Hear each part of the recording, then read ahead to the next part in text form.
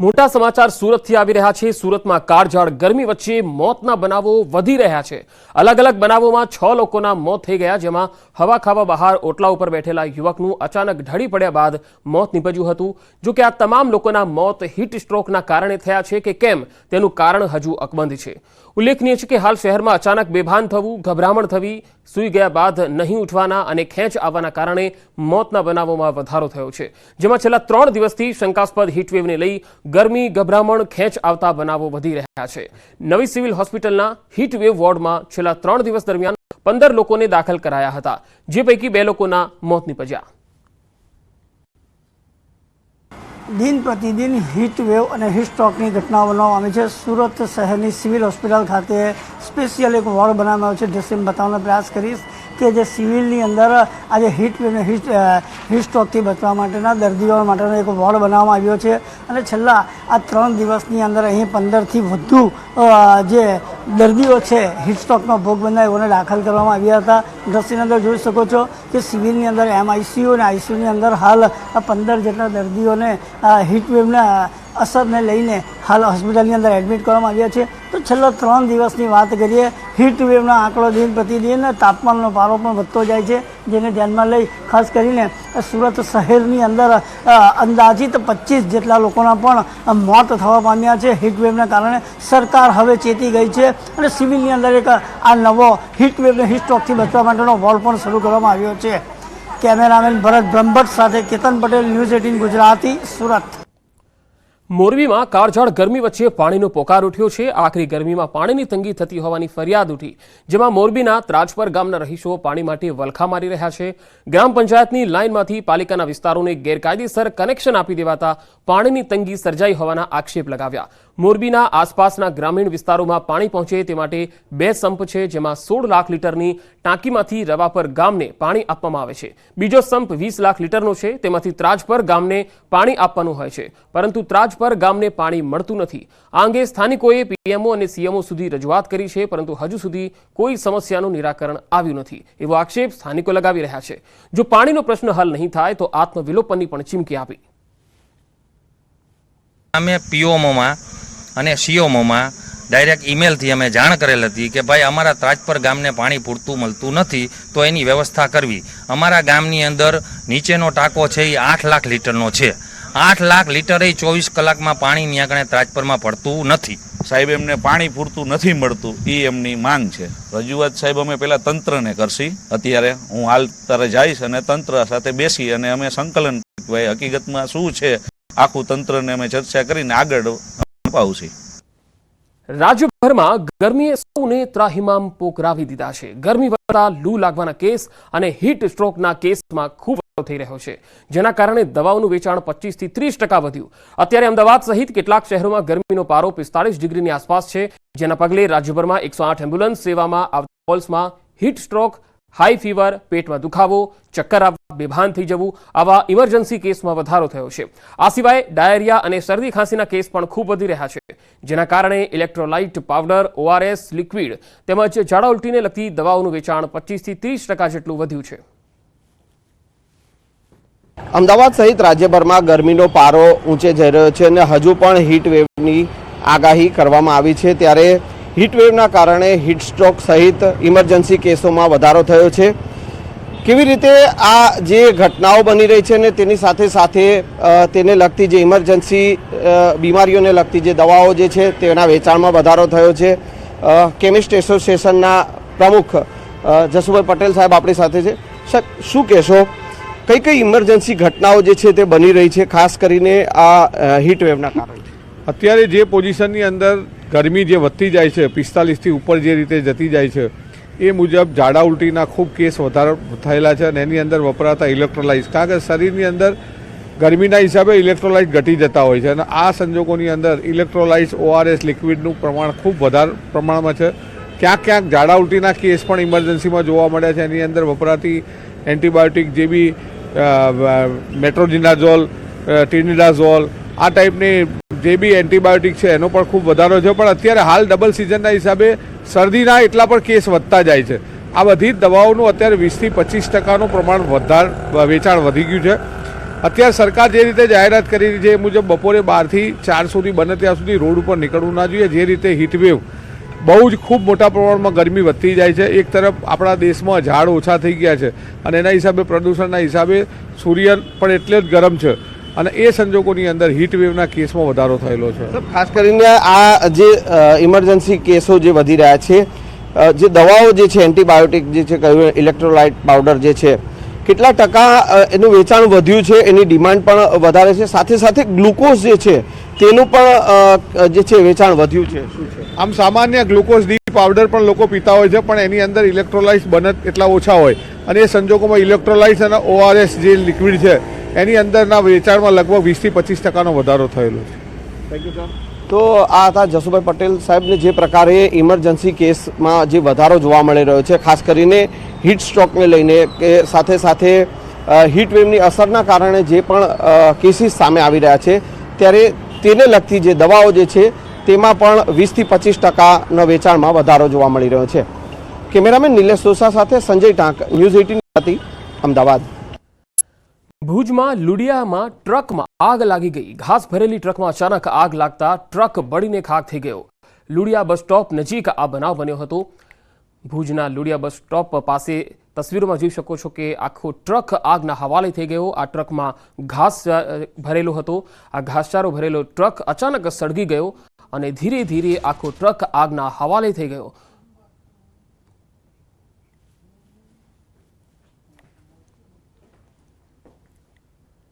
રાજ્યમાં સ્માર્ટ વીજ મીટરમાં રોષ હજુ પણ યથાવત છે. એવામાં સુરતમાં પણ સ્માર્ટ વીજ મીટરનો વિરોધ ચાલી રહ્યો છે.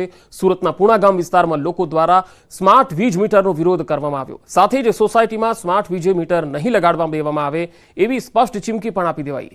રનુંજા ધામ સોસાયટીમાં ગેટ બહાર સ્માર્ટ મીટર નહીં લગાડવા દેવાય તેવા બેનરો લગાવાયા, જેમાં લેખિત પરવાનગી વિના આ એરિયામાં સ્માર્ટ વીજ મીટર લગાડવા આવવું નહીં એવી ચીમકી બેનરમાં લખવામાં આવી છે.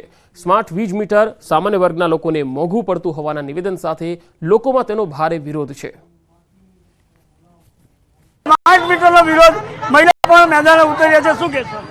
સ્માર્ટ મીટર છે ને સર, પહેલા તમે એક કામ કરો, નેતાના ઘરે લગાવો. નેતા જેટલું બિલ ભરશે ને તો એને અહેસાસ થશે કે ગરીબ લોકોના ઘરે કેમ બિલ ભરાય છે. કેમ કે અમારે રોજનો પગાર જોયો ને તો અમારે બહુ જ માથે પડે, કેમ કે સ્માર્ટ મીટરમાં બિલ આટલું જ આવે છે અને સ્માર્ટ મીટર અમારે મુદ્દલ જોતા નથી.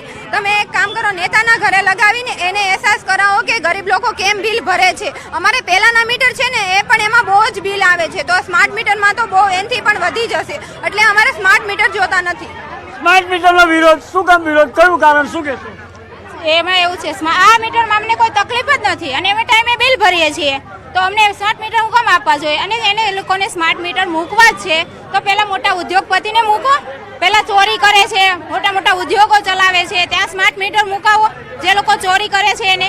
અને પ્લસ બીજું કે આ લોકોએ પહેલા બી કીધેલું કે ગેસના બાટલાના ભાવ વધશે પણ તમને સબસિડી મળશે, છતાં આ લોકોએ સબસિડી થોડા દિવસ આપેલી, થોડા મહિના કંઈ, અને હવે બંધ કરી દીધી છે અને ભાવ બાટલાનો એનો જ રાખ્યો છે.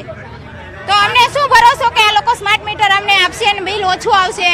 અને અમારે આગળ કદાચ કામ કરીએ પછી પૈસા આવે ત્યારે અમે રિચાર્જ કરાવીએ ત્યારે અમારે લાઇટ બિલ આવે.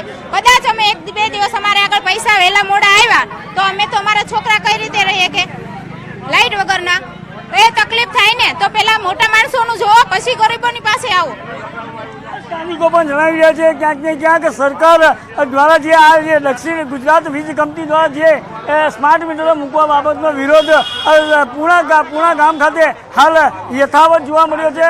ઘણા દિવસોથી સ્થાનિકો અહીંયા આંદોલન કરી રહ્યા છે અને વાંધા અરજી પણ આપી દીધી છે અને સાથે સાથે આવનાર સમયની અંદર જલ્લત કાર્યક્રમોની પણ ચીમકી ઉચ્ચારી છે. અને ખાસ કરીને લોકોનો સ્માર્ટ મીટરનો વિરોધ એ છે કે જો પૈસા ના આવે ને રિચાર્જ ના કરાવીએ તો પછી આ અમારા બાળકોને, અમારા પરિવારનું શું? અને સ્થાનિકો જણાવી રહ્યા છે ખાસ કરીને કે પહેલા નેતાઓને ત્યાં મીટર લગાવો, ચોર ચોરી કરે છે એને ત્યાં મીટર લગાવો, ત્યારબાદ તમે રહેણાંક વિસ્તાર મીટર લગાવવા આવો, એવી એક માંગ ઉઠવા પામી છે.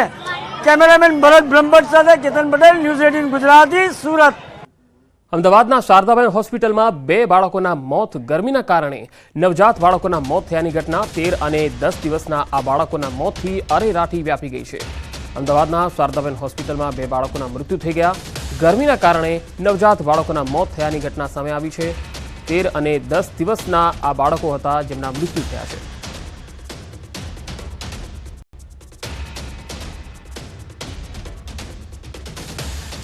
ગીર સોમનાથના વેરાવળમાં વૃદ્ધ મહિલા પર પાડોશીએ તીક્ષ્ણ હથિયારોથી હુમલો કર્યો। કામવાળી મહિલા નોકરી છોડીને જતી રહેવાની બાબતે પાડોશીઓને વાત કરતા પાડોશીઓએ ધમકી આપી ઢોર માર માર્યો। સમગ્ર મામલે હાલ પોલીસ ફરિયાદ થઈ છે। વૃદ્ધ મહિલા જૂનાગઢ હોસ્પિટલ ખાતે સારવાર લઈ રહી છે। મુન્ની પંજાડિયા સમસુ એ 5 જણાએ મને પાઇપેથી ને ચાકુ મારા પેટમાં ઘુસાવા। મારે હાથમાં અહીંયા બચાવ ગઈ તો હાથમાં ચાકુ લાગી ગઈ। સમાચારોનો પ્રવાહ લગાતાર જારી રહેશે। હાલ રોકાઈશું એક બ્રેક માટે।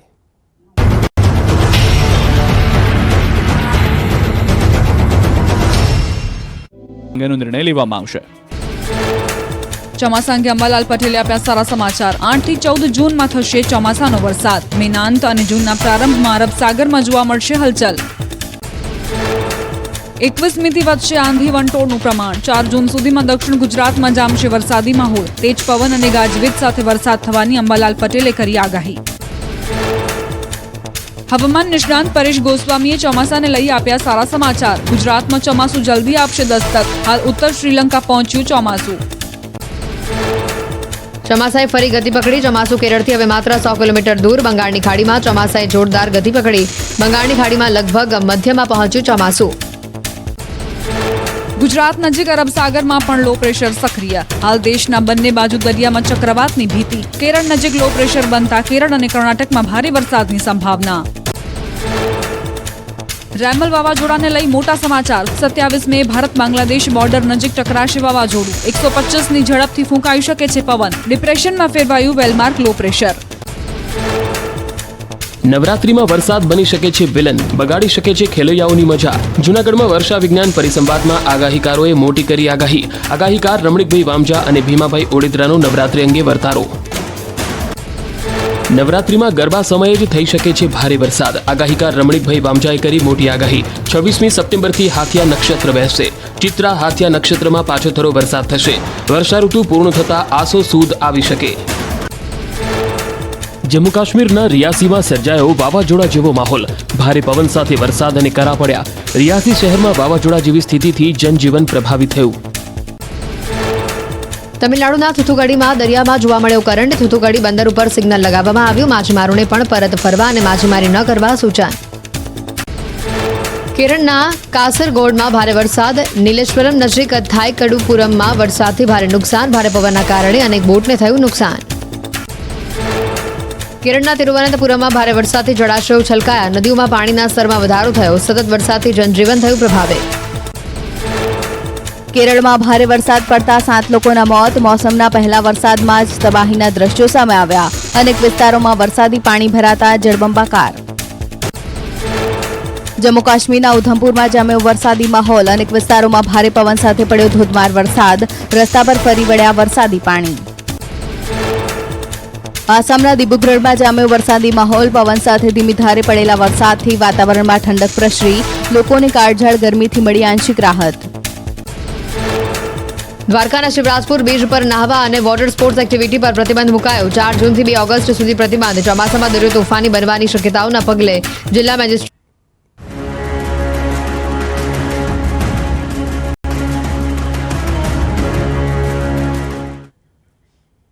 Welcome back. જામનગરમાં ગરમીથી બચવા લોકો ઘોડાનો સહારો લઈ રહ્યા છે। રાત પડતા જ ઘોડાવાળાને ત્યાં ભારે ભીડ જામી જાય છે। જામનગરમાં આઈસ્ક્રીમ, શેરડીનો રસ, સોડા શોપ અને આઈસ ઘોડાની શોપ પર પડાપડી જોવા મળી। બાળકો, વૃદ્ધોનો, યુવાનો ઘોડા શોપ પર જોવા મળી રહ્યા છે અને એ પણ મોટી સંખ્યામાં। ખાસ આવી આકરી ગરમીથી બચવા લોકો ઠંડુ પીણું પીવાનું વધારે પસંદ કરે છે। ઉનાળાની ગરમી વચ્ચે સૌરાષ્ટ્રમાં પણ ગુજરાતની માફક લોકો છે તે કાળઝાળ ગરમીનો અહેસાસ કરી રહ્યા છે। ત્યારે મોડી રાત્રે જામનગરીઓ ખાણીપીણીના શોખીન હોય છે ને ખાસ ગોલાની લિજ્જત માણવા નીકળે છે। જે પ્રકારના દ્રશ્યો આપ જોઈ રહ્યા છો, જામનગરના મહિલા કોલેજ પાસેનો આ જે ગોલા સેન્ટર છે ત્યાં લોકો છે તે કતારો લગાવીને ઊભા છે। ખાસ કરીને ગરમીની આ સિઝનમાં ગોલા ખાવા માટે મોડી રાતના નીકળતા હોય છે। આખો દિવસ ઘરમાં હોય અને બફારો પણ એકદમ હોય છે। દિવસ દરમિયાન ખૂબ જ ગરમી હોય છે તો રાતે ઠંડુ વાતાવરણમાં મજા આવે છે ગોલા ખાવાની. ટાઈમ સ્પેન્ડ કરી એન્જોય થાય છે અને ઠંડક મળે છે ગોલો ખાઈને, ને રાતના ઠંડા પવનમાં ખૂબ જ મજા આવે છે. ફેમિલી સાથે ગોલાઓ ખાઈ રહ્યા છે, નાના નાના ભૂલકાઓ પણ છે. શું કહેશો, કેવી ગરમી છે? અત્યારે ગરમી તો જોરદાર છે. ઘરે રહી છીએ ત્યારે લીંબુ શરબત પીયા રાખી છીએ અને બહાર નીકળવાનું મન પણ નથી થતું. અને અત્યારે રાતના ગયા હોય તો ગોલા ખાવાનું મન થાય છે. એવું બપોરે 12 થી 4 તો એવું જ મન થાય કે ઘરમાં સૂતા જઈએ અને રાત થઈને ગોલા ખાવાનું બહુ મન થાય. રાત થઈને ગોલા ખાવાનું મન થાય. શું કહેશો, જામનગરીઓ આમ પણ ખાવા પીવાના શોખીન અને અત્યારે ગોલા? હા, જામનગરમાં શોખીન પણ અત્યારે તો ફરજિયાત કંઈક આવું ઠંડી વસ્તુ ખાવા, આઈસ્ક્રીમ છે, ગોલા છે, એવું ખાવાનું મન થાય જ, જેથી કરીને આપણે સાંજે થોડુંક શરીરનું તાપમાન પણ કંઈક જાળવી શકાય. બેન, અત્યારે કેવો તડકો છે, અત્યારે ગોલા પણ ખવડાવો છો નાના બાળક?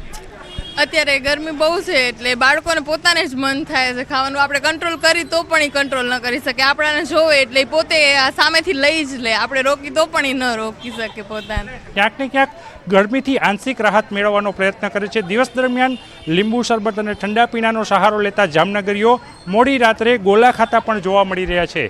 કિંજલ કારસરિયા, ન્યૂઝ 18 ગુજરાતી, જામનગર. તો જામનગરમાં અનેક વિસ્તારોની અંદર ગોળા શોપ આવેલી છે, જ્યાં આવા ગોળાઓ વેચાતા હોય છે અને મોટી સંખ્યામાં લોકો રાત્રે ખાસ ગોળા ખાવા માટે આવે છે. હાલ સમગ્ર ગુજરાતમાં જે પ્રકારે ગરમીનો પ્રકોપ વધ્યો છે ત્યારે ભર ઉનાળે લોકો આંશિક રાહત મેળવવા માટે મોડી રાત્રે ઘરની બહાર નીકળે છે અને ક્યાંક ને ક્યાંક ગોલાની દુકાનોએ કતારો લાગેલી જોવા મળે છે. જે પ્રકારના દ્રશ્ય આપ જોઈ રહ્યા છો, જામનગર શહેરના જે આ ગોલાના વિક્રેતાઓ છે તેમને ત્યાં હાલ ગોલા બનાવવામાં આવી રહ્યા છે અને લોકો છે તે પણ મોટી સંખ્યામાં અહીં ગોલા લેવા માટે ઊભા છે. બહુ જ ગરમી છે, આનાથી ઠંડક મળે છે. ગોલાથી લઈ રહ્યા છે. અહીં અન્ય ગોલાના વિક્રેતા છે, એમની સાથે પણ વાત કરીશું. જે પ્રકારે આપ દ્રશ્ય જોઈ રહ્યા છો, હાલ ગોલા બનાવવામાં આવી રહ્યા છે. શું કહેશો, કેવો માહોલ છે? અત્યારે ગરમી પણ ફૂલ છે. હા સાહેબ, અત્યારે ગરમી પણ બહુ જ છે અને ગ્રાહક લોકોના અત્યારે ભીડ પણ વધારે છે. બધા ગ્રાહક લોકો ઠંડક મેળવવા માટે અત્યારે આવેલા છે. ઠંડક મેળવવા માટે ગોલાનો સ્વાદ માણી રહ્યા છે. ખાસ કરીને અન્ય પણ ગ્રાહકો છે, એમની સાથે વાત કરીશું. શું કહેશો, કેવી ગરમી છે અત્યારે? બહુ વધારે ગરમી છે અને એની માટે રાહત મેળવવા માટે. તો હવે ગરમીમાં બરફ, ગોળા અને ઠંડા પાણીનો ઉપયોગ પડી શકે છે ભારે. જી હા, સેકરીન હોય તો ગળામાં ખરાશ થઈ શકે છે. ગોળા માટે વપરાતું પાણી દૂષિત હોય તો કમળો કે ટાઇફોઇડ થઈ શકે છે. શેરડીના રસ અને આઈસ્ક્રીમની જગ્યા દૂષિત હોય તો વ્યક્તિ બીમાર પણ થઈ શકે છે. એટલે આ પ્રકારની વસ્તુઓ લેતી વખતે ખાસ ધ્યાન રાખજો કે એ હાઇજીન છે કે કેમ. કેવી રીતે ગોળો બનાવે છે અને આમાં સેક્રીન કે બીજા કોઈ કલરિંગ એજન્ટ્સ મિક્સ તો નહીં કરતો, એ તમારે ખ્યાલ રાખવો જોઈએ. એ હેન્ડને કેવી રીતે એમની હેન્ડ હાઇજીન છે બનાવવાની, એમનો ખ્યાલ રાખવો જોઈએ. સરાઉન્ડિંગ્સ કેવી છે આનો ખ્યાલ રાખવો જોઈએ. કેમ કે અમે પણ ક્લિનિકલી પ્રેક્ટિસમાં જોયું છે કે અત્યારે આ ગરમીના આઈસ્ક્રીમ એ દૂષિત બરફના ખાયા પછી પેશન્ટ્સને 1-2 દિવસ પછી ઝાડા, ઉલટી, વોમિટિંગ, કમળાના, ટાઇફોઇડના આવી રીતના સિમ્ટમ્સ જોવામાં મળે. તો એટલે બને ત્યાં પોસિબલ હોય તો એ નિયમિત પ્રમાણમાં ઓફ એન્ડ ઓન કે તો 4-5 દિવસમાં એકવાર ઘરનો તમે આઈસ્ક્રીમ કે ઘરની કોઈ બરફ બનાવીને લેવો તો એ તમારે સ્વાસ્થ્ય માટે સારું.